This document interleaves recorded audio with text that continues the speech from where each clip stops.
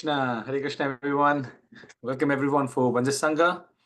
So today we have a very wonderful speaker here with us today. Thank you all again, everyone, for joining. This is the second part of session, and that is happening.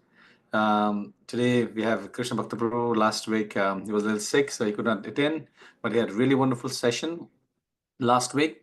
So Krishna Bhakta Prabhu actually born in Christian family and joined Krishna consciousness very early age in 1990 in 1998 1999 in SCON Belgaum, and in 2006 he took initiation from His Holiness Loknath Swami Maharaj, and immediately after initiation he took a lot of service assisting His Holiness Loknath Swami Maharaj, and was appointed as secretary and executive committee member for ISKCON Maharashtra Preaching Ministry on 2009. And along with that service, he took major managerial responsibility in various temple, active role in temple opening of major projects like ISKCON Aravade in Maharashtra, ISKCON Noida, UP, and he also served as vice president in ISKCON Beed, Maharashtra, as an active TMC member of ISKCON Pandharpur. So currently he's serving as a moment as a co-president of ISKCON Noida, India, and regional secretary of ISKCON Maharashtra. So apart from management, we know that he has really amazing katha deliverance in Marathi, Hindi lectures. Today you'll be also hearing. He's very especially for youths, leading melodious kirtans and performs and directing wonderful drama. So we are very, very thankful Prabhuji is here today with loud Haribol, we can welcome him with loud Haribol.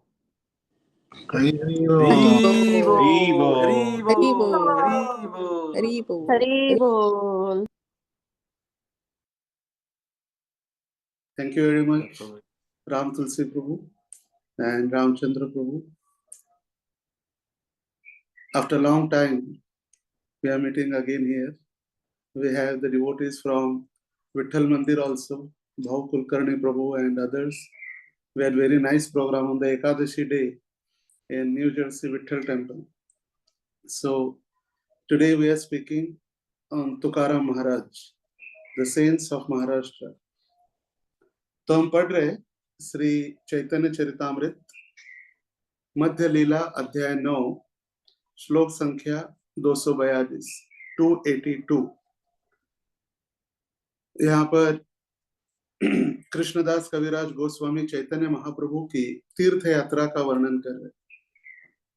तथा है ते पंढरपुरे आईला गौरचंद्र विठ्ठल ठाकुर देखी पाईला आनंद। वहां से श्री चैतन्य महाप्रभु पंढरपुर गए, जहां उन्होंने प्रसन्नतापूर्वक विठ्ठल ठाकुर का मंदिर देखा।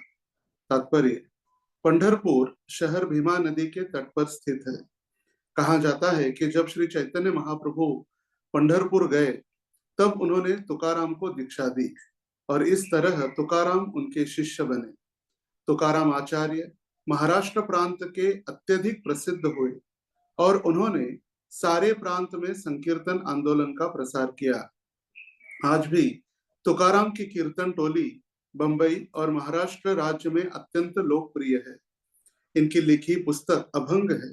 उनकी संकीर्तन टोली गौड़ीय वैष्णव मंडली कीर्तन मंडलियों जैसी है, क्योंकि वे भी मृदंग तथा करताल के साथ भगवान के पवित्र नाम का कीर्तन करते हैं। इस श्लोक में उल्लिखित विठ्ठल देव 2 भुजाओं वाले विष्णु के रूप और वे नारायण हैं। तो यहाँ पर श्रील प्रभुपाद जी तात्पर्य में बता रहे कि पूरा वर्णन सिर्फ तुकाराम महाराज के विषय में किया है। वैसे वर्णन है चैतन्य महाप्रभु पंढरपुर आए हैं, मगर चैतन्य महाप्रभु पंढरपुर आए हैं या विठ्ठल के विषय में न लिखते हुए श्रील प्रभुपाद जी ने पूरा तात्पर्य सिर्फ तुकाराम महाराज के ऊपर लिखा है। और जैसे हम सुनते हैं षड गोस्वामी जो चैतन्य महाप्रभु के डायरेक्ट डिसाइपल्स थे या डायरेक्ट शिष्य थे, तुकाराम महाराज भी चैतन्य महाप्रभु के ही शिष्य है। कौन कह रहा है? श्रील प्रभुपाद जी कह रहे। और इसीलिए तुकाराम महाराज आचार्य, प्रभुपाद दीक्षा के बाद पहले लिखिए तुकाराम को दीक्षा दी और इस तरह तुकाराम उनके शिष्य बने। और तुरंत नेक्स्ट लाइन में श्रील प्रभुपाद जी ने दीक्षा के बाद तुकाराम आचार्य कह दिया है। तुकाराम महाराज को तुकाराम आचार्य, जो महाराष्ट्र प्रांत में अत्यधिक प्रसिद्ध हुए। तो इन्हीं तुकाराम महाराज के ऊपर आज हम चर्चा करने वाले हैं। तो जैसे भारत में 3 ब्रह्म प्रसिद्ध है, अन्न ब्रह्म, कांचन ब्रह्म और नाद ब्रह्म। अन्न ब्रह्म है जगन्नाथपुरी, जहां पर जगन्नाथ जी को सदैव 56 भोग या भोग अर्पण किया जाता है, विशेष रूप से चावल भात, जगन्नाथ का भात जगत पसारे हाथ। तो यहाँ पर जगन्नाथ जी के हाथ कभी सूखते नहीं है, एक के बाद लगातार जगन्नाथ जी को भोग लगते रहता है। और जगन्नाथ जी के धाम में जगन्नाथ जी का प्रसाद सबसे महत्वपूर्ण है और इसीलिए जगन्नाथपुरी को अन्न ब्रह्म कहा गया है। दूसरा है कांचन ब्रह्म। कांचन ब्रह्म है तिरुपति, जहां पर भगवान श्रीनिवास या वेंकटेश बालाजी बिजनेस के लिए प्रसिद्ध है। कांचन मतलब सोना, वहां पर सिर्फ भगवान बिजनेस कर रहे हैं। वहां पर कीर्तन 56 भोग वो है, मगर that is secondary. The first is business. जो भी आते हैं अधिक से अधिक हुंडी, दान पेटी सब उसमें के लिए। और कई सारे जो डिवोटीज है भारत में भी और भारत के बाहर भी, उन्होंने भगवान बालाजी या श्रीनिवास को स्लीपिंग बिजनेस पार्टनर बना दिया है। मतलब भगवान को कुछ नहीं करना है, सिर्फ उनका प्रॉफिट बढ़ाते रहना है। बिजनेस में प्रॉफिट हर साल बढ़ाते रहना है। तो 10%, 20%, 25% जो भी पार्टिसिपेशन है बालाजी का, तो उतना वो पेटी में ला के धनराशि भगवान के हुंडी में डालते रहते हैं और या भगवान को दान देते हैं। तो वो है कांचन ब्रह्म। तीसरा है नाद ब्रह्म। नाद ब्रह्म है पंढरपुर। नाद मतलब कीर्तन, सदैव 24 घंटे। जैसे जगन्नाथपुरी में महाप्रसाद, तिरुपति में बिजनेस या दान धर्म, उसी प्रकार पंढरपुर में कोई दान धर्म की महत्व नहीं है या कोई प्रसाद नहीं है, वो सभी सेकेंडरी है। सबसे महत्वपूर्ण है भगवान को कीर्तन। जैसे कहा जाता है भगवान श्री कृष्ण जब मथुरा में अवतरित हुए तो रूप गोस्वामी कहते हैं उपदेशामृत में, वैकुंठा जनितो वरा मधुपुरी तत्रापि रासोत्सवात। वैकुंठ से भी श्रेष्ठ है मथुरा, क्योंकि वहां भगवान श्री कृष्ण अवतरित हुए या भगवान श्री कृष्ण ने जन्म लिया। उससे श्रेष्ठ है वृंदावन के 12 वन, जहां पर भगवान श्री कृष्ण ने अपनी बाल लीलाएं की। उससे श्रेष्ठ है गोवर्धन, जिसको भगवान ने अपने 7 हाथ पर 7 दिन 7 रात उठाए रखा। और उससे श्रेष्ठ है राधा कुंड, क्योंकि राधा रानी के प्रति जो भगवान का प्रेम है, वो प्रेम से ये राधा कुंड अप्लावित हो रहा है।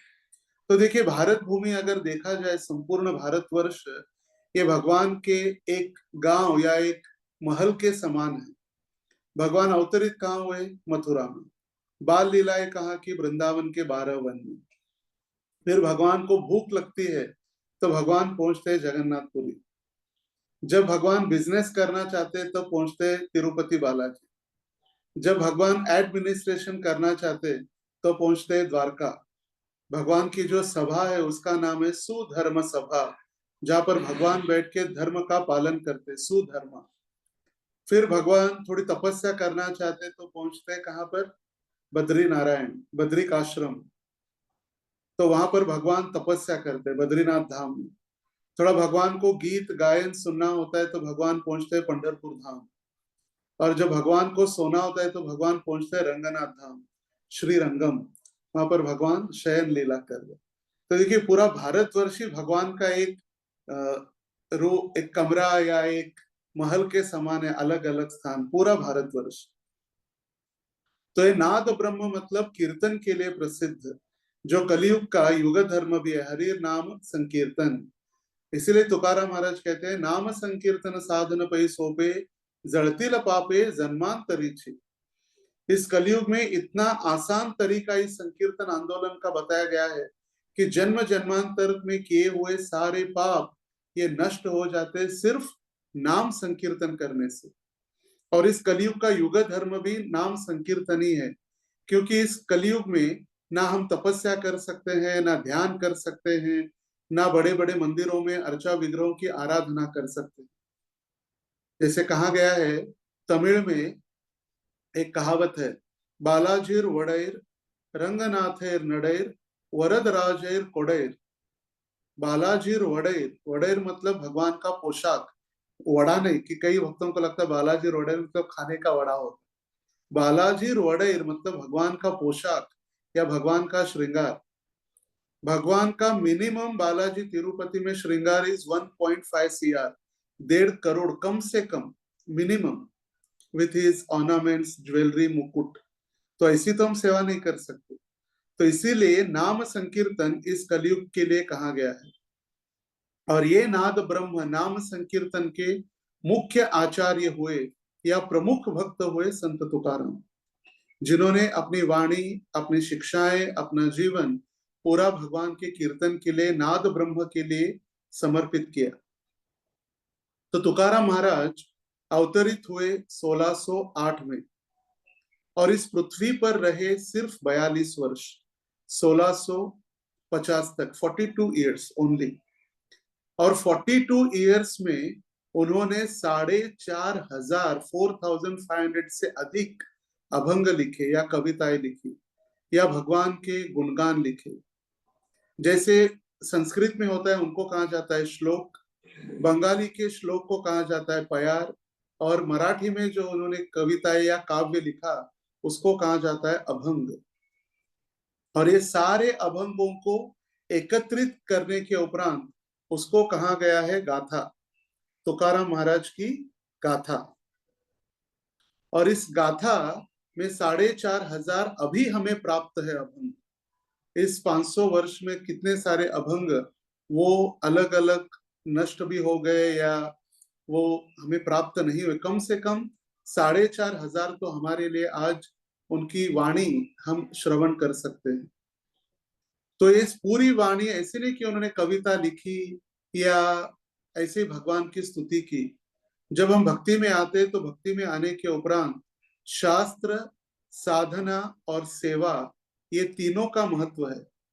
शास्त्र, साधना और सेवा, और ये तीनों के आधार पर उन्होंने सारी कविताएं लिखी।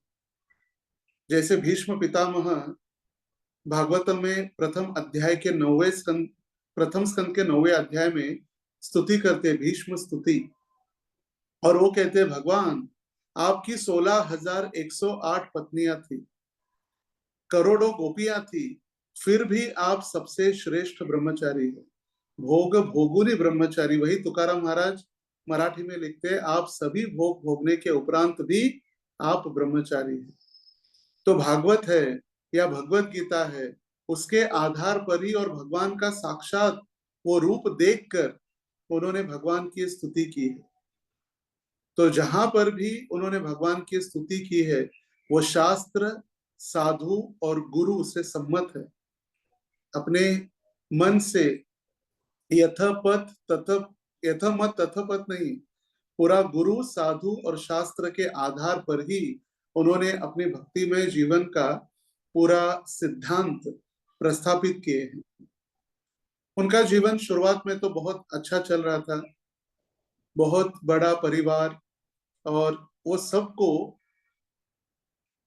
जामीनदारी थी, तो लोन देते थे सबको। गांव में जितने भी गरीब लोग थे उनको लोन देना, उनको आर्थिक मदद करना, आर्थिक सहायता, ये सारा उनका चल रहा था।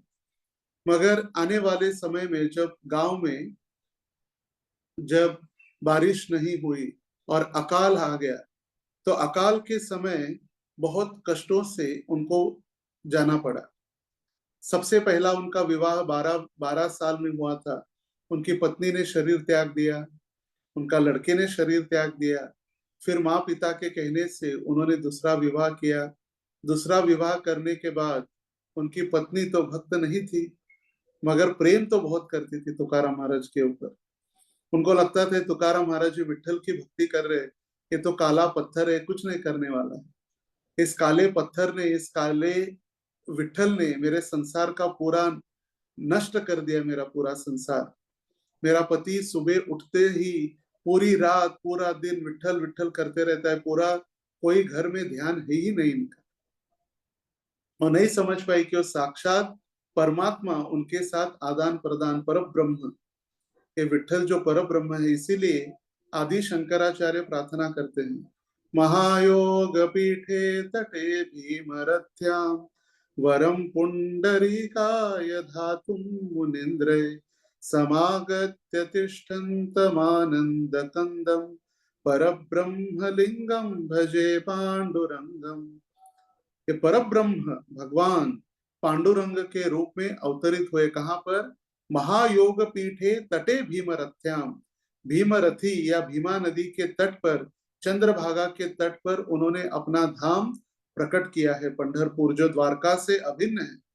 और इस द्वारका में वो सदैव अपनी रुक्मिणी के साथ अपने भक्त को दर्शन देने के लिए आए हैं और वहीं पर रुक गए हैं। पुंडलिकाचे भेटी परब्रह्म आलेगा, चरणी वाहे भीमा उद्धर ये जगह। पुंडलिक को मिलने के लिए आए और पुंडलिक की इच्छा से वो सदैव वहां पर रह गए। और इसीलिए उसको कहा गया भू वैकुंठ, पृथ्वी के ऊपर जो वैकुंठ है, इसीलिए इसका नाम है भू वैकुंठ। साक्षात भगवान यहाँ पर आज भी खड़े हैं, सभी भक्तों की राह देख रहे। ही इज वेटिंग कि कब न्यू जर्सी के सारे भक्त आएंगे दर्शन लेने के लिए, कमर पर हाथ लेकर ही खड़े हैं। महाराष्ट्र के तो भक्त आते हैं, न्यू जर्सी से कभी आएंगे सारे भक्त? इस्कॉन ऑफ बर्गन के भक्त कब आएंगे दर्शन के लिए? और वो कह रहे जब आप दर्शन के लिए यहाँ पर आएंगे तो ये भव सागर सिर्फ कमर के नीचे तक रह जाएगा, फिर इसको पार करना एकदम आसान है। तो दुख, हम देखते हैं कि दुख से हम जब दूर भागने का प्रयास करते हैं तो दुख हमारी सदैव पीछा करते रहता है। मगर तुकाराम महाराज दुख में भी डट कर खड़े रहे। जब वो हरि नाम लेते तो धीरे धीरे धीरे शुरुआत में उनकी भगवान के प्रति निष्ठा उत्पन्न होने लगी।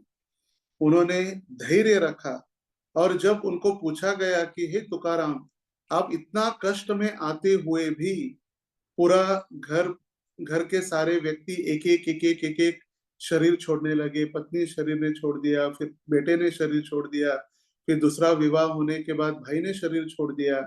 ऐसे कितना कष्ट, ऐसे परिस्थिति थी गांव में कि लोग वेट कर रहे थे कि किसके घर में कोई मरे और हमें ब्राह्मण भोजन करने के लिए अनुमति प्राप्त हो। अंतिम संस्कार के लिए लोग वेट करते रहते कि इनके घर में कोई मर गया तो अच्छा है, जल्दी से जल्दी हमको इनके घर में दशक्रिया विधि होगी और हमको भोजन करने के लिए या मिठाई खाने के लिए मिलेगी। इतना गांव में कठिन परिस्थिति थी अकाल के कारण। और उस समय उन्होंने क्या किया, देखा कि पूरा संसार ही इतना कष्ट है। संसार दुख मूळ चोही कडे इंगळ, थारा नाही कोठे रात्रन दिवस तळमळ। इस संसार में हम आए हैं वही सबसे दुख का मूल कारण है। और जहां भी हम जा रहे हैं कष्ट ही कष्ट है। कष्ट कैसे? जैसे कोयले के ऊपर, तप्त कोयले के ऊपर भागना। अग्नि में तपाने के बाद जो तप्त कोयला होता है, तो कोयले के ऊपर भागना या खड़े रहना इतना आसान नहीं है अग्नि के ऊपर। तो जैसे व्यक्ति कोयले के ऊपर भागते रहता है, ये संसार में कष्ट है, हर बार कष्ट है, हर क्षण कष्ट है। और तुकाराम महाराज ने कहा कि अभी सिर्फ विठल ही, तो उनको जो उनके जो घर के पूर्व निवासी जो थे या उनके पूर्वज थे, उनका एक विठल मंदिर था जो थोड़ा गिरा हुआ था, तो उसकी मरम्मत करने में वो लग गए। पूरा दिन उसमें सेवा, पूरा दिन मंदिर का मेंटेनेंस करने में, पूरा दिन। जो देहो गांव में आज भी है, जहां पर तुकाराम महाराज जी का जन्म स्थान है, वहीं पर तुकाराम महाराज जी के विग्रह भी है और वहां पर वो मंदिर है। तो वो कहते हैं, मी गेलो देवाचिया गावा तेथे पाहिला व्यापार, शेवटी न काही उरले तेव्हा वैराग्य आले माझे, पाहता सावकारी व्यवहार जळती कधी न होई समाधान, तुका म्हणे माझा आता अंतर्बाह्य काहीच माझे उरले नाही। मैं व्यापार के लिए भगवान के गांव गया, लेकिन वहां व्यापार पूरी तरह नष्ट हो गया, आखिरकार उससे कुछ भी प्राप्त नहीं हुआ। और उसी समय उनके मन में वैराग्य की भावना उत्पन्न हुई। खुदखोरी और व्यापार व्यवहार को देखकर वे कभी संतुष्ट नहीं हुए, केवल दुख चिंता ही मिली। अब मेरे अंदर और बाहर कुछ भी शेष नहीं है, मैं पूरी तरह भगवान के चरणों में शरणागत हो चुका हूं। काहीच माझे उरले नाही, अभी कुछ नहीं बचा है। वो कहते हैं, पापाची वासना नको दाऊ डोळा, त्याहुनी आंधळा बराच मी, निंदेचे श्रवण नको माझे कानी, बधिर करोनी ठेवी देवा। पापाचे बोलणे नको माझे मुखा, त्याहुनी मुक्का बराच मी, तुका म्हणे मज अवघाची कंटाळा, तू एक गोपाळा आवडीशी। देखिए, जैसे चैतन्य महाप्रभु की भक्ति का हम पालन कर रहे, या षड गोस्वामियों को हम पालन कर रहे, हमारे गौड़ी या पूर्ववर्ती आचार्यों को हम पालन कर रहे, वही भक्ति तुकाराम महाराज ने भी सिखाई। जैसे हम कहते हैं किसी की निंदा नहीं सुननी चाहिए, वैष्णव निंदा नहीं करनी चाहिए, तो तुकाराम महाराज कह रहे स्पष्ट रूप से, पापाची वासना नको दाऊ डोळा। भगवान एक कार्य कीजिए, मुझे देना ही है, तो ये मुझे आशीर्वाद दीजिए, यदि कोई पाप कार्य कर रहा है तो पाप कार्य देखने से अच्छा मुझे आप अंधा बना दीजिए। पापाची वासना नको दाऊ डोळा, त्याहुनी अंधड़ा, उससे अच्छा क्या है, मैं अंधा बन जाऊं। अगर किसी की निंदा सुननी है तो उससे अच्छा मुझे बधिर बना दो। अगर किसी के लिए मुझे पाप के वाक्य या गलत वाक्य मुझे कहने के लिए कहा जाए, उससे अच्छा मुझे मूर्ख बना दो, मुझे बोलने की शक्ति मेरी नष्ट कर दो। और हे गोविंद, आप ही मुझे अच्छे लगते हैं, और संसार में मुझे किसी की आवश्यकता या किसी के प्रति प्रेम नहीं है। ऐसे नहीं कि भगवान के भक्तों को अलग अलग लोगों के प्रति, भगवत भक्तों के प्रति प्रेम नहीं है, प्रेम संसार में है, मगर प्रेम भगवान से जब करता है तो आसक्त होकर करता है। क्योंकि भौतिक संसार के जितने भी लोग हैं वो कुछ समय बाद वो हमसे बिछड़ने वाले ही है। तो आशा ही परमो दुखम, आसक्ति अगर बढ़ जाती है तो फिर दुख बढ़ जाता है। जैसे भागवत के 7वें स्कंद में वर्णन है, जब हिरण्यकशिपु ने देखा कि नारायण वराह रूप में आकर उन्होंने हिरण्याक्ष को मार दिया है, और हिरण्याक्ष का उद्धार नारायण ने मारने के बाद वो हिरण्याक्ष का शरीर घर में पड़ा हुआ है, और हिरण्याक्ष की पत्नी, हिरण्यकशिपु की पत्नी, हिरण्यकशिपु की माँ दिति, ये सारे लोग रो रहे घर में। और उस समय हिरण्यकशिपु प्रचार कर रहे भगवत ज्ञान। और यदि आप सुनेंगे हिरण्यकशिपु उवाच, ऐसा लगेगा भगवत गीता ही हम सुन रहे, श्री भगवान उवाच, एज इट इज, कोई डिफरेंस नहीं है। जैसे भगवान भगवत गीता में कह रहे कि शरीर नश्वर है, आत्मा शाश्वत है, वही ज्ञान पूरा। और उदाहरण दे रहे हिरण्यकशिपु कि हम जैसे भौतिक संसार में देखते हैं, गर्मी के सीजन में विशेष रूप से भारत में हम देखते हैं कि लोग गर्मी के दिनों में एकत्रित होते हैं, यहाँ पर पानी पीने की व्यवस्था की जाती है, पानी की व्यवस्था की जाती है।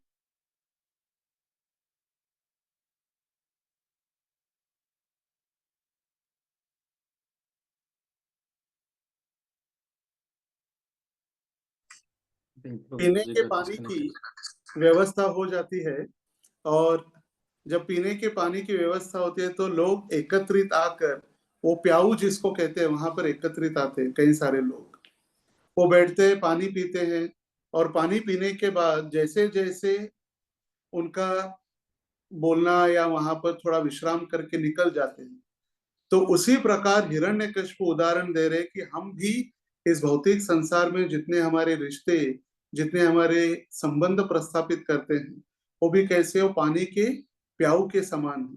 हम सारे इकट्ठा आते हैं, एक साथ रहते हैं, और जैसे जैसे हमारा समय आता है निकल जाते हैं। तो भक्त भगवान के भक्तों के प्रति प्रेम करता है, मगर भौतिक संसार के प्रति वो कभी आसक्त नहीं होता।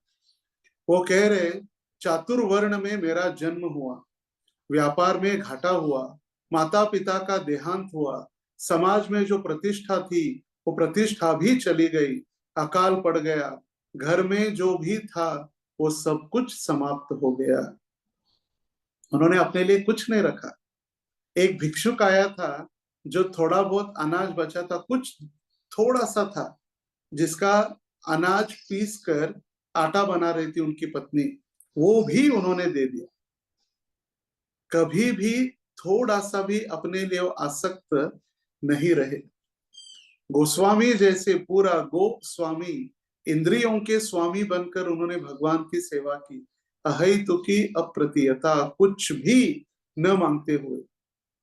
घर के पास विठल मंदिर का जीर्णोद्धार का कार्य उन्होंने अपने हाथ में लिया। एकादशी व्रत पालन करना प्रारंभ किया। भजन, शुरू में भजन में उनको इतना आसक्ति या प्रेम नहीं बन रहा था या मन नहीं लग रहा था, तो उन्होंने संतों का चरित्र पढ़ना प्रारंभ किया।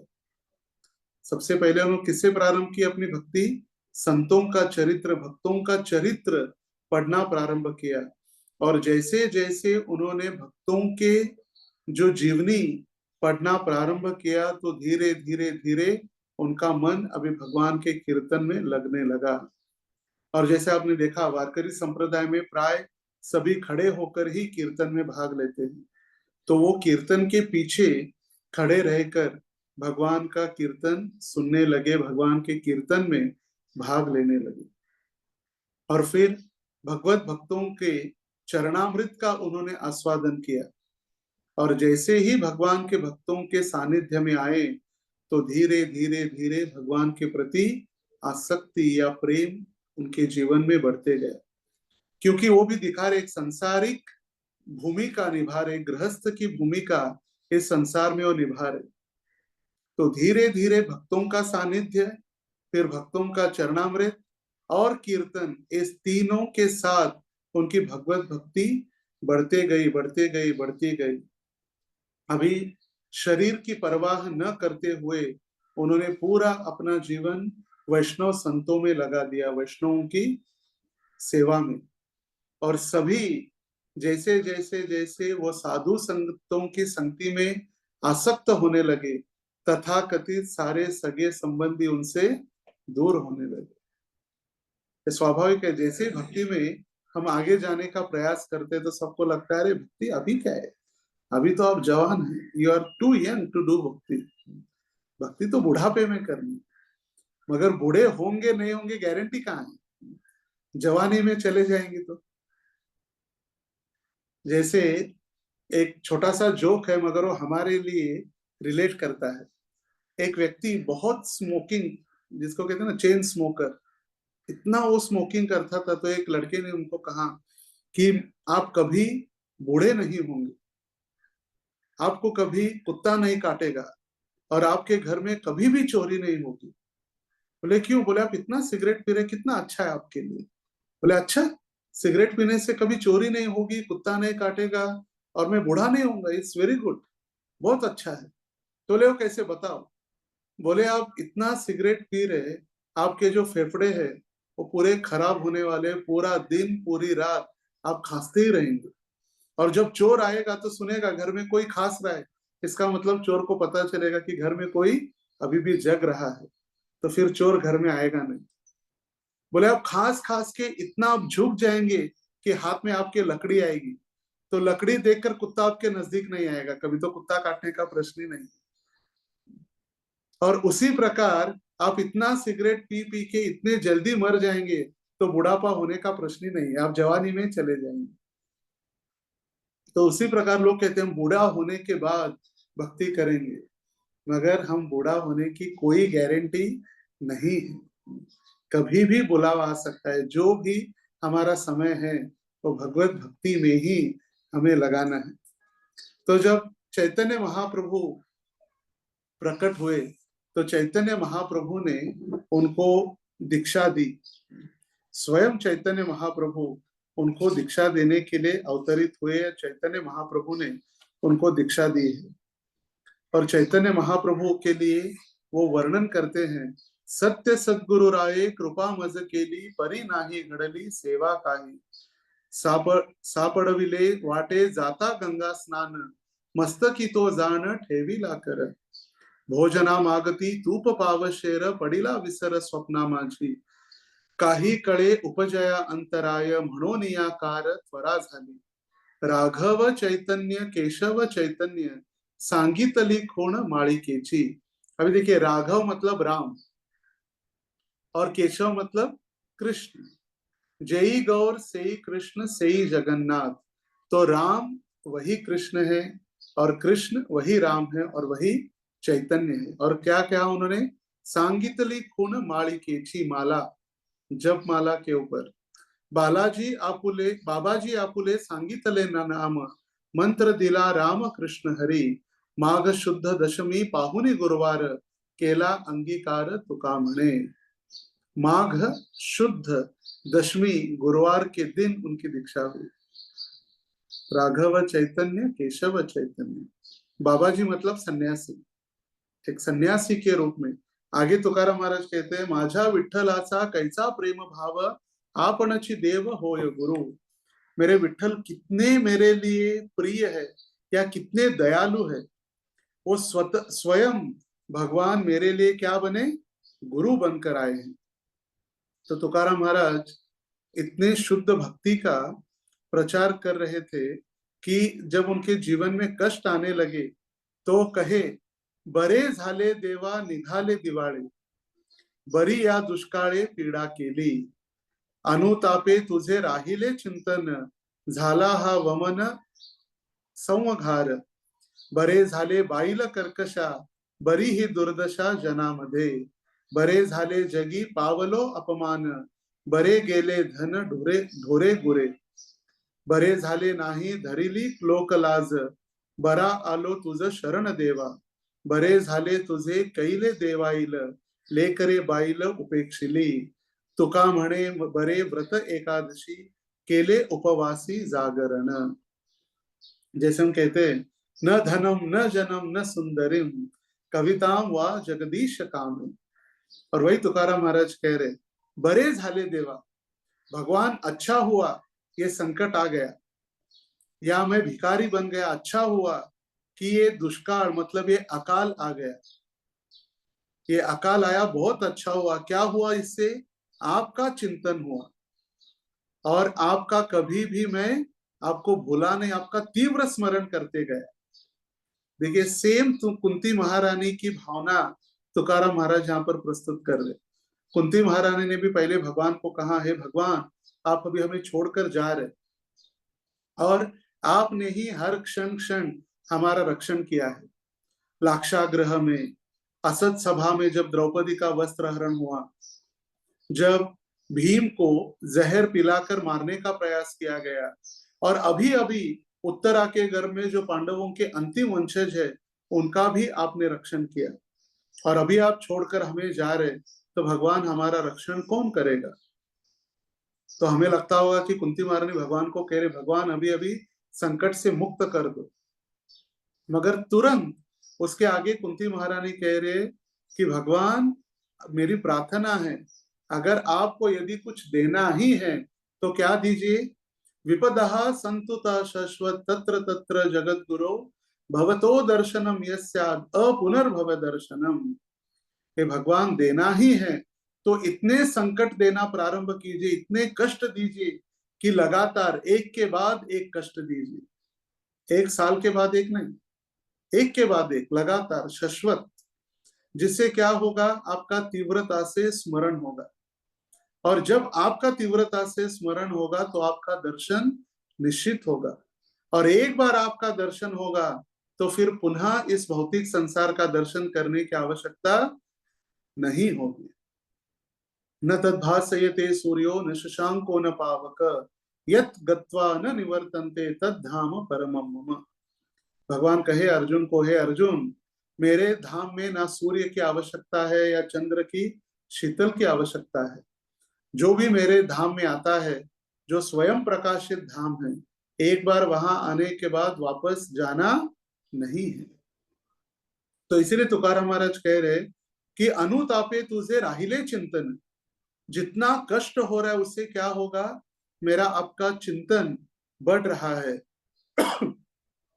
बरे झाले बाईल कर्कशा, आज तुकाराम महाराज अपने पत्नी के लिए कह रहे, अच्छा हुआ भगवान आपने मुझे ऐसी पत्नी दी, कर कशा मतलब सदैव झगड़ालू, जो सदैव मेरे साथ झगड़ा करते रहती है। जिससे क्या होगा, बरी है दुर्दशा जनामदे, तो सारे संसार में मेरी जो अवस्था हुई, मेरा इंसल्ट हुआ, इससे मेरा सारा अहंकार भी नष्ट हो गया, जो मेरा अभिमान था, क्योंकि कहीं भी और डांटने लगती थी, कहीं भी किसी लोग कुछ नहीं। एक बार तो तुकाराम महाराज का लड़का बहुत बीमार था, बुखार के कारण बहुत बीमार और बहुत वीक हो चुका था। तो जैसे ही तुकाराम महाराज आए, उन्होंने वो लड़के को लेकर उनको गोदी में पटक दिया जोर से। बोले देखो, तुम दिन रात विठल विठल कर रहे, इस लड़के का ध्यान कौन रखेगा, ये मरने के लिए तैयार है, आपको कोई चिंता नहीं संसार के लोगों की या अपने परिवार की, दिन रात विठल विठल विठल विठल करते रहते हो, कौन इसका ध्यान देगा। तो उन्होंने विठल जो बच्चा था उनका, उसके सर के ऊपर हाथ रखा और 2-3 बार सर से हाथ घुमाया और कहे, बड़ा मन बगो पांडुरंग। और बच्चे को कहने लगे, बोलो पांडुरंग। और वो बच्चा पांडुरंग कहने वाला ही था। उनके पत्नी को उतना गुस्सा आया कि उनके पैर पकड़कर, बच्चे के पैर पकड़ लिए और खींचते खींचते खींचते खींचते लेकर गई सीधा विठल मंदिर में, और विठल के सामने पटक दिया जोर से। बोले दे, और हाथ में लेकर गई थी चप्पल, शूज, तुकाराम महाराज की एक फटी चप्पल लेकर गई और भगवान को दिखा रहे थे, देखो विठल, ये इसका बाप दिन रात विठल विठल विठल कर रहा है और इसका ध्यान रखने वाला कोई नहीं है, अभी के अभी इसको ठीक करो, नहीं तो चप्पल आपके कान के नीचे बजेगी। और जैसे ही विठल की कृपा से तुरंत वो लड़का ठीक हो गया। देखिए, भगवान जैसे कहते हैं ना कि मुझे ब्राह्मणों की बड़ी बड़ी स्तुति, वेदों के वाक्य या पुराणों की स्तुति से मैं प्रसन्न नहीं होता, जितने गोपियों के गाली से मैं प्रसन्न होता हूँ। ब्रज की गाली जो है, जब मुझे कहते हैं, डांटते हैं ब्रजवासी, तुम ही कौन बड़ो लोग, तुम ही आमी सम, तुम कौन बड़े हो, घर में रहेंगे बड़े। भगवान कहते थे, तुम्हें पता नहीं मैं नारायण हूँ, मैं चतुर्भुज नारायण हूँ। बोले नारायण तुम्हारे घर में रहो, अभी तुम इधर खेल में हार चुके हो, उठाओ और हमें घुमाओ भी अपने कंधे के ऊपर बैठा कर। तो उसी प्रकार भगवान तुरंत उनके भक्त को वो पीड़ा देखकर उन्हें ठीक किया। कितना विश्वास है, देखिए, यही विश्वास है। कभी कभी भक्त भी क्या थे, भौतिक जगत में भी लोग या सभी भगवान की पूजा तो करते हैं, भगवान के विग्रहों की पूजा, मगर उनको पता नहीं साक्षात भगवान वहां पर उपस्थित है। मूर्ति नाही तुम्ही साक्षात ब्रजेंद्र नंदन, ये कोई पत्थर की मूर्ति नहीं, साक्षात भगवान वहां पर उपस्थित है। तो उनके पत्नी का विश्वास देखिए कितना है कि तुरंत तो लेकर गए और चप्पल के साथ अभी के अभी ठीक करो। इसका मतलब वहां पर भगवान नारायण या विठल वहां पर उपस्थित है। जब ये गांव के बड़े बड़े पंडित साधु संतों ने देखा कि भगवान की इतनी विटंबना या भगवान के प्रति इतना अपराध हो रहा है, भगवान के ऊपर चप्पल चलाई जा रही है, तो ऐसे ही तुकाराम महाराज पीछे पीछे भागते भागते जब आए, उन्हें देखा तो सारे साधु संतों ने कहा कि आपके पत्नी ने इतना भयंकर बड़ा अपराध भगवान के प्रति किया, इसीलिए आपके लिए दंड है कि आज से आप विठल मंदिर में नहीं आएंगे, आपके लिए मंदिर के दरवाजे हमेशा के लिए बंद है। तो तुकाराम महाराज दयनीय होकर प्रार्थना करने लगे, विठ्ठलाचं दर्शन हेच माझं जीवन, भगवान का दर्शन ही मेरा जीवन है और आप मेरा दर्शन ही बंद कर रहे। तो उस दिन भगवान को उन्होंने प्रार्थना की, भगवान आप मुझे एक बार ये पूरा दर्शन, पूरा आंख भर के मुझे दर्शन दीजिए, मुझे पता नहीं अभी अगला दर्शन आपका कब होगा। तो तुकाराम महाराज आगे लिख रहे, बरे झाले जगी पावलो अपमान, बरे गेले धन ढोरे गुरे। अच्छा हुआ संसार में मेरा हर क्षण अपमान होते गया, मेरे बैल, गुरे ढोरे मतलब एनिमल्स, बैल गाय जितने भी उनके पास थे वो भी चले गए। बरे झाले नाही धरीली लोक लाज, अभी मुझे कोई लोगों की लज्जा या कोई लोगों के प्रति लेन देन नहीं है। बस आलो तुझ शरण देवा, सब कुछ छोड़कर सर्व धर्मान परित्यज्य, तथाकथित जितनी भी आसक्ति थी, प्रेम था, संसारिक आसक्ति थी, सब कुछ छोड़कर भगवान आपके चरणों में आया हूँ। बरे झाले तुझे केले देवाईल, ले करे बाईल उपेक्षिली, भगवान मैं आपके पास आया हूँ, मंदिर में, और मेरे पत्नी और मेरे बच्चों ने मुझे तो दूर ही रखा है अभी। तुका म्हणे बरे व्रत एकादशी, मैं भी एकादशी व्रत कर रहा हूँ, और केले उपवासी जागरण। ये पद्धति है, जब हम एकादशी करते हैं तो एकादशी के रात्रि को जागरण होता है, पूरी रात जग के भगवान की स्तुति, भगवान की नाम जप या कीर्तन होता है। जब एक बार तुकाराम महाराज जब देहू गांव में थे, और शिवाजी महाराज की आयु प्राय 20-21 थी, उनके दोनों के आयु में 20 साल का अंतर था, शिवाजी महाराज और तुकाराम महाराज। देखिए, महाराष्ट्र में या महाराष्ट्र के संत भूमि में महाराज संतों को भी कहा गया है और राजा के लिए भी महाराज कहा गया है। क्यों? क्योंकि दोनों भी देवर्षि थे, देवताओं के आराधना करने वाले ऋषि और भक्त दोनों भी थे, इसलिए दोनों को भी महाराज कहा गया है। एक बार जब अलग अलग लोग, कंप्लेंट तो हर बार होती रहती थी, सबसे पहले कंप्लेंट गई तुकाराम महाराज की पैठन के धर्म सभा में, और पैठन के धर्म सभा में जब उनकी कंप्लेंट गई रामेश्वर शास्त्री के पास, तो रामेश्वर शास्त्री को कहा गया कि तुकाराम एक शूद्र परिवार में जन्म लिया है, और इनके अभंग, ये जो वाणी लिखता है वो पूरी शास्त्र सम्मत नहीं है, ये वेद और पुराणों के टोटली अगेंस्ट में लिखते हैं, इसका कोई संबंध हमारे सनातन धर्म से नहीं है या वैदिक संस्कृति से नहीं है। तो क्या कीजिए, इनको दंड दीजिए आप। क्यों? क्योंकि एक तो ये काव्य कर रहे, ये काव्य हर घर में, हर बच्चा ये काव्य बोल रहा था, सभी गांव में तुकाराम महाराज के अभंग गा रहे थे, हर एक व्यक्ति। ये देखकर धर्म पीठाधीश, ये तथाकथित ब्राह्मण लोग जिनको तुकाराम महाराज के प्रति द्वेष उत्पन्न हुआ था, उन्होंने रामेश्वर शास्त्री को कहा कि आप आकर इनको दंड दीजिए। तो रामेश्वर शास्त्री ने जब एक तकरार या कंप्लेंट सुनी, वो आए, गांव में आते ही देखा कि हर एक व्यक्ति तुकाराम महाराज के अभंग गाते हुए अपना काम कर रहे। हाथी काम मुखी नाम ऐसी साक्ष बहुतांची, हर एक व्यक्ति काम कर रहा है, अपने हाथों से, मुख से भगवान के नाम या तुकाराम महाराज के अभंग गा रहे, और सारे ब्राह्मण उनके चरणों में दंडवत प्रणाम कर रहे, और सभी ये देखकर वो बहुत विचलित हो गए, क्रोधित हो गए। तुकाराम महाराज को बुलाया और उन्होंने कहा कि जो भी आपने ये सारे ग्रंथ लिखे हैं, अभंग लिखे हैं, ये सारे अभंग क्या कीजिए, इंद्रायणी में डुबा दीजिए, पानी में छोड़ दीजिए, उसको आपको रखने का कोई अधिकार नहीं है। और तुकाराम महाराज विठल से बहुत प्रार्थना करने लगे, आज तक जितने मुझे संकट आए मैंने स्वीकार किए, मगर ऐसा कैसा संकट है, ये वाणी मैंने जो लिखी है, अभंग लिखे हैं, वो स्वयं आप है।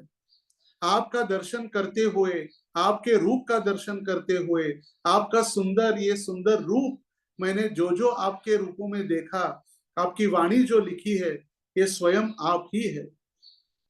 आप में और इस वाणी में, अभंग में कोई अंतर नहीं है, और आप मुझे आज आप आदेश दे रहे कि आपको ही पानी में डुबाना है। ये कैसे हो सकता है?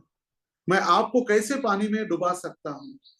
बहुत दुखी हो गए। फिर भी धर्मपीठ का आदेश था, और धर्म गुरु का आदेश स्वीकार करके, जहां पर मछुआरे मच्छी पकड़ते थे, माशाचा डोह नाम है, माशाचा डोह, माशे मतलब मछलियां, तो जहां पर मछलियां एकत्रित होती है, वहां पर उन्होंने सारे अपने अभंग, ये गाथा, तुकाराम महाराज की गाथा डुबो दी। उस दिन उनकी पत्नी भी दुखी हो गई, बच्चे भी दुखी हो गए। पत्नी कह रही थी, सारे संसार को छोड़कर, हम सभी को छोड़कर, रातन दिन एकत्रित करके आपने अभंग लिखे, भगवान की स्तुति की, और वो आज पानी में डुबा रहे। वो भी दुखी हो गई थी, पत्नी दुखी थी, मगर क्या करे, आदेश, धर्मपीठ का आदेश, धर्म गुरुओं का आदेश स्वीकार करके उन्होंने वो सारी गाथा पानी में डुबा दी। पानी में डुबोने के बाद वहीं पर एक नदी के तट पर एक पत्थर के ऊपर वो बैठ गए, बिना खाए पिए, बिना खाना नहीं सोना नहीं, तपस्या। और वो नहीं खा रहे इसलिए पत्नी भी नहीं खा रही है, माता पिता नहीं खा रहे, बच्चे भी नहीं खा रहे, बच्चे भी नहीं खा रहे इसलिए उनके घर का कुत्ता भी नहीं खा रहे जो उनके साथ चलते चलते नदी के तट पर पहुंचा था। 13 दिन बीत गए, कुछ खाना नहीं पीना नहीं, और 13वें दिन बाद साक्षात विठ्ठल वहां पर प्रकट हो गए। बोले तुकाराम उठो, देखो कौन आया है। बोले कौन? साक्षात विठ्ठल, मैं नारायण, मैं विठ्ठल आया हूँ, उठो दर्शन करो। और विठ्ठल को उन्होंने दर्शन दिया। बोले भगवान क्यों ऐसी तपस्या, क्यों इतना कष्ट, आपकी वाणी को ही डुबो दिया, क्यों मेरे साथ ऐसे कर दिया आपने। और फिर उन्होंने भगवान को कहा कि भगवान क्यों ऐसा दंडित किया। बोले क्या हुआ? बोले आपकी वाणी, कुछ नहीं हुआ है, वाणी ऐसी ही है। और भगवान ने इंद्रायणी को आदेश दिया, जो नदी है देहू गांव में उसका नाम है इंद्रायणी। तो नदी को जब भगवान ने आदेश दिया कि सारे ग्रंथ वापस लाके दो, तो सारे तुकाराम महाराज के जितने भी अभंग की गाथा थी, 13 दिन पानी में रहने के बाद भी एक बूंद भी उसको पानी का स्पर्श नहीं हुआ। और स्वयं इंद्रायणी देवी प्रकट होकर उनको गाथा उनके हाथ में वापस दी। जैसे कहा जाता है पाण्यावर तरंग लाया, लाया मतलब पॉपकॉर्न, जैसे पॉपकॉर्न पानी के ऊपर तैरता है, उसी प्रकार सारी किताबें उनके लिखे हुए अभंग बाहर लाके उन्होंने तुकाराम महाराज को अर्पित किए। और उस समय रामेश्वर शास्त्री बहुत दुखी अवस्था में थे, बहुत कष्ट में थे, उनका पूरा शरीर जलने लगा, आग आग हो रही थी पूरे शरीर में। और वो भी भागते भागते वहां पर आए, तुकाराम महाराज के चरणों में गिरे, और तुकाराम महाराज ने अपने आशीर्वाद के हाथ से उनके शरीर पर हाथ घुमाया, तो सारा कष्ट नष्ट हुआ। और वो भी रामेश्वर शास्त्री भी तुकाराम महाराज जी के शिष्यत्व उन्होंने स्वीकार किया और वो भक्त बने। तो भगवान के लिए प्रार्थना कर रहे, देव विसावा जाचे चित्ती त्याची घडावी संगती, सुखाने जो समाधानी त्याची संगती लाभावी आपणे, तुका म्हणे हवे प्रेमळ प्रभु नित्य राही त्याच्या मनात। तुकाराम महाराज कह रहे, जिस व्यक्ति का मन भगवान में स्थिर है, ऐसे भक्तों की संगति हमें प्राप्त होना चाहिए। जो व्यक्ति सुखी और संतुष्ट है, जिसका मन भगवान में एकाग्र है, उसके साथ रहना हमारे लिए सदैव लाभकारी है। असत संग त्याग यही वैष्णवाचार, वही तुकाराम महाराज कह रहे, जिसका मन भगवान में एकाग्र है उसके साथ हमें रहना लाभकारी है। ऐसे प्रेम पूर्ण व्यक्तियों के साथ रहने से हमारे भीतर भी भगवान के प्रति निष्ठा और भक्ति दृढ़ होती है। तो अभी रामेश्वर शास्त्री का तो हो गया, रामेश्वर शास्त्री भी फेल हो गए तुकाराम महाराज के सामने। अभी जो सालों मालो थे उनके जो द्वेषी तथा कथित ब्राह्मण, वो पहुंचे अभी शिवाजी महाराज के पास। अभी शिवाजी महाराज की आयु प्राय 20-21 है। अभी शिवाजी महाराज ने अपने जो सेनापति थे, सर सेनापति मोरोपंत और 2-3 सैनिकों के साथ तुकाराम महाराज के घर पे नजराना भेजा।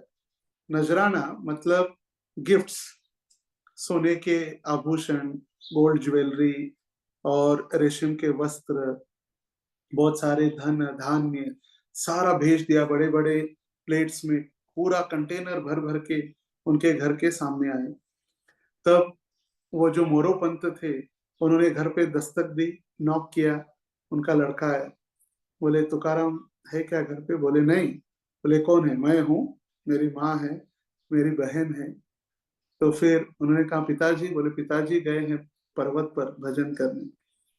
देहू में 3 पर्वत है बहुत बड़े बड़े, देहू गांव से दूर 20 मील अंतर के इलाके में 3 पर्वत है, उसमें से एक है भंडारा। और देखिए तुकाराम महाराज की पत्नी कितना विशेष था कि वो जब गांव से निकलती थी तो 3 रास्ते ऐसे निकलते थे। तो वो चौक में जाकर कान लगाती थी जमीन पर, और कान लगाने के बाद जिस पर्वत पर तुकाराम महाराज भजन कर रहे उसकी आवाज उसको सुनाई देती, और वो पहचान जाती तुकाराम महाराज आज कौन से पर्वत पर भजन कर रहे या गायन कर रहे। और उनको भोजन देने के लिए जाती, प्रसाद देने के लिए। एक दिन ऐसा नहीं हुआ कि तुकाराम महाराज की पत्नी उनको छोड़कर खाई होगी। मैंने सोचा चलो अपना पति दफ्तर गया, ऑफिस में, चलो हम खा पी के सो जाते हैं, आने के बाद गर्म करके खा लेगा। नहीं, कभी नहीं। तो जब तो ये मोरोपंत आए अपने नजराना के साथ, गिफ्ट आइटम्स के साथ, तो उनकी पत्नी तो बहुत खुश हो गई देखकर। उसको लगा मेरे देवी मंगड़ाई का आज बहुत कृपा हो गई, माहे राची मंगड़ाई, मेरे मायके की मंगड़ाई जो देवी है उसकी बहुत कृपा हो गई आज, इतना सारा धन एकत्रित मिला है, बहुत अच्छा है। तुरंत उन्हें पूछा किसके लिए? बोले हमारे लिए। बोले हाँ आपके लिए। तो तुरंत तो गहने पहनने लगी।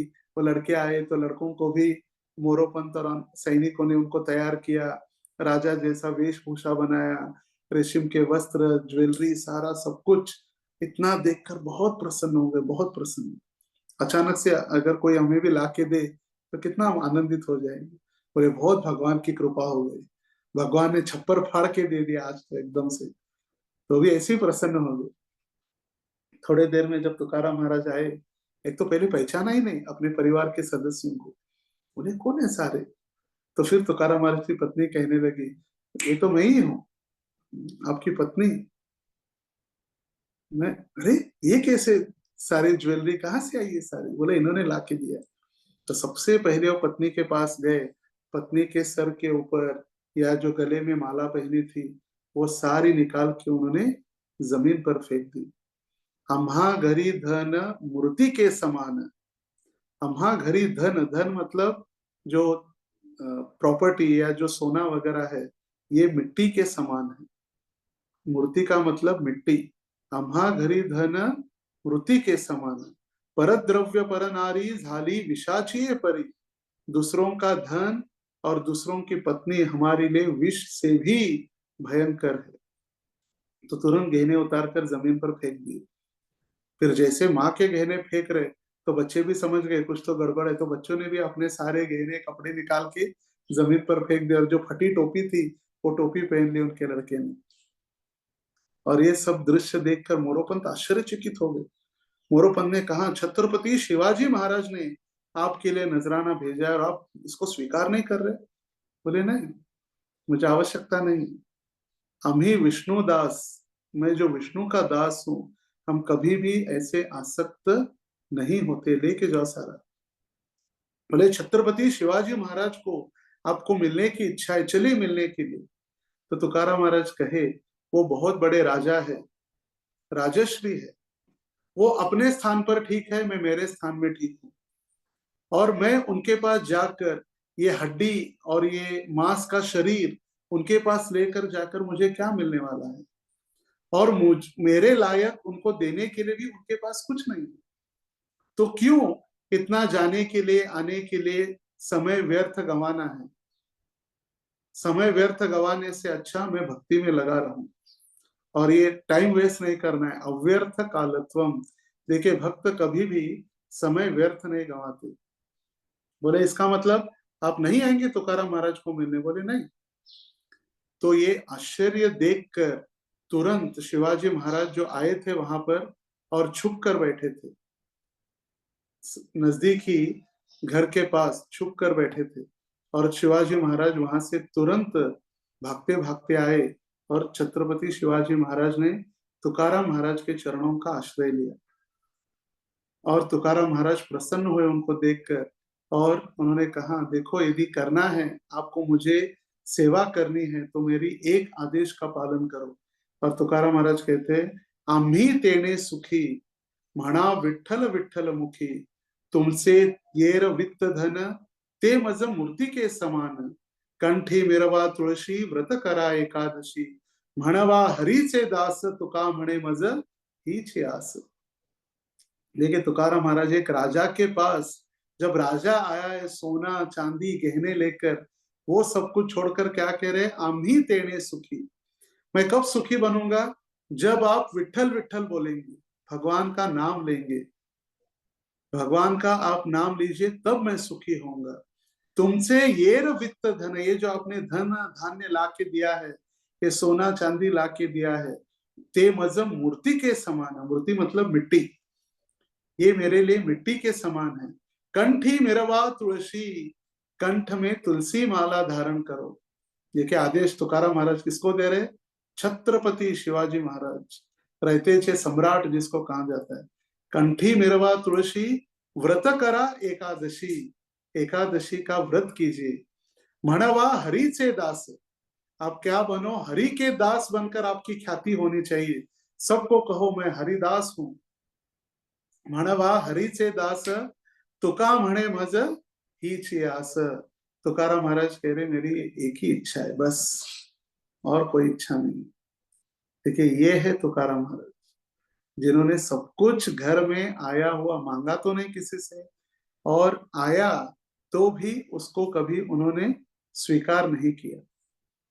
एक बार एक वेश्या को भेज दिया उनके घर पे, और वो वेश्या को देखते ही उन्होंने प्रणाम किया। वेश्या को देखते ही उन्होंने प्रणाम किया। पहले तो उनके पत्नी ने उस वेश्या को बाहर निकाल दिया था, बोले घर से बाहर निकालो। पर तुकाराम महाराज के ऐसे दूसरों के शरीर के ऊपर हमें कष्ट नहीं देना चाहिए।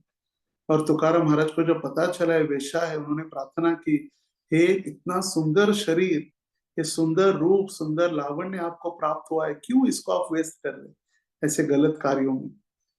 भगवान के भक्त बनो, भगवान की भक्ति करो। और रोने लगे, और उन्होंने भी शुद्ध भक्ति का मार्ग स्वीकार करके तुकाराम महाराज की शिष्या बनी। सेम जैसे हरिदास ठाकुर के पास हीराबाई गई थी उनको पतित करने के लिए, और 3 दिन उनके साथ बैठकर हरिदास ठाकुर ने जप किया।